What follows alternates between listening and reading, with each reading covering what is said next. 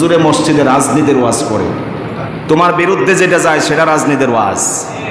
সুদের বিরুদ্ধে বললে সেটা রাজনীতির ওয়াজ, ঘুষের বিরুদ্ধে বললে সেটা রাজনীতির ওয়াজ।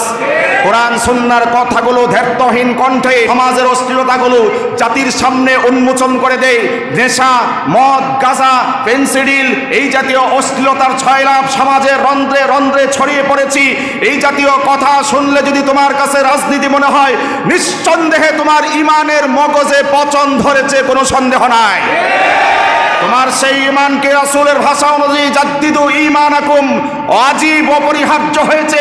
প্রত্যেক দিন জিকির আজকার করে কোরআন সুন্নাহর কথা সবক শুনে শুনে তোমার ঈমানকে নবায়ন করতে হবে।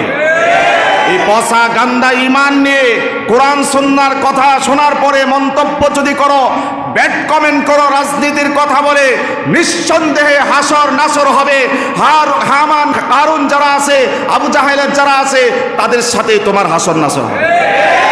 তাদের কাছে ইসলামের কথা ভালো লাগতো না, কথা বলেন। আবু জাহেলের কাছে কি ইসলামের কথা ভালো লাগতো নাকি? কোরআনের কথা ভালো লাগতো নাকি? নবীর মুখের কথাগুলো ভালো লাগতো নাকি? এই জমানাও কোনো মুসলমান যদি কোরআন সুন্নাহর কথা শোনার পরে চুলকানি হয়, বুঝতে হবে ওইটা আবু জাহেলের বংশধর, বুঝতে হবে সেই আবু লাহাবের বংশধর। তা না হইলে তোমার সুর আবু জাহেলের সাথে মিলে কিভাবে? তোমার সুর আবু লাহাবের সাথে মিলে কিভাবে? তোমার সুর উকবা, সাইবা, প্রখ্যাত কুখ্যাত সেই নালায়েক নরাধম যারা ছিল, ইতিহাসের সবচেয়ে নরদম পশুত্বের জিন্দেগি যারা যাপন করেছে, তাদের কথার সাথে সুরের সাথে তোমার সুর যদি মিলে যায়, বুঝতে হবে, ধরে নিব তুমি সেই সিলসিলার সেই বংশধরের কেউ হবা। কোনোদিন চেহারা দেখি না, এই বেটা যদি মন্তব্য করে যে রাজনীতির ওয়াজ করে, বেটা তুই আসো কোন সময়? বেটা আসো কোন সময়? তুমি তোমার চেহারাই তো দেখি না। তুমি A to Z ওই পর্যন্ত যদি তুমি না শোনো, কোনটা রাজনীতি কোনটা দুর্নীতি তুমি বুঝবা কেমনে? আমি কি কোনো চেয়ারম্যান পদপ্রার্থী নাকি? মেম্বার পদপ্রার্থী? কথা বলেন না। MP পদপ্রার্থী? কিচ্ছু না। আমি সামাজিক মানুষ।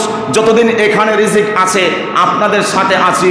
যেদিন মসজিদে মসজিদে এলান হয়েছে গত বছর, সেই গভীর রাত্রে রাত 3টা বাজে যখন হই হুল্লোড় শুরু হয়েছে, ডাকাত পড়েছে, সেদিনও আমি আপনাদের সাথে সেই রাজপথে ছিলাম, অলিতে গলিতে ছিলাম, পাহারাদার হয়ে আপনাদের সাথে একজন কর্মচারীর মতো আপনাদের পাশে ছিলাম। যখন বন্যা হয়ে গেল, ত্রাণ সামগ্রী আপনাদের উপহার নিয়ে সেখানে ছুটে গিয়েছি। মাহফিল করেছেন আপনারা, সেখানে কর্মচারী খাদেমের ভূমিকা নিয়ে আপনাদের সাথে ছিলাম। সামনে যত কিছু হবে, যেখানে আপনাদের সাথে আমাকে রাখলে আপনাদের ফায়দা হবে, আমারও ফায়দা হবে।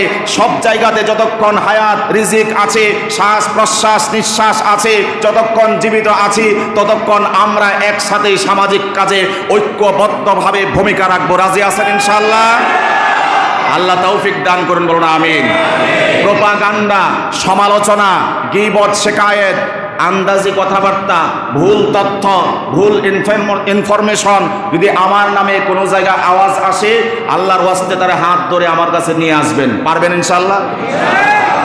শুধু শুধু মানুষের পিছনে পিছনে সমালোচনা করে একজন ব্যক্তিকে ঘায়েল করা, ব্ল্যাকমেল করা, এটা কিন্তু তার জন্য বড় রকমের একটা রিস্কি বিষয়। কিছু দুশ্মনের সাথে যদি আপনি তাল মিলে গীবত শিকায়েতে লিপ্ত হয়ে যান, ও একটা সুযোগ পাবে, ইমামের বিরোধিতা করার একটা সুযোগ পাবে। বাস্তবতা দেখবেন কিছুই না, কথা বলেন। এই জন্য যে কোনো জিনিস জাস্টিফাই করা চাই, হিসাব নিকাশ করা চাই, যাচাই করা চাই।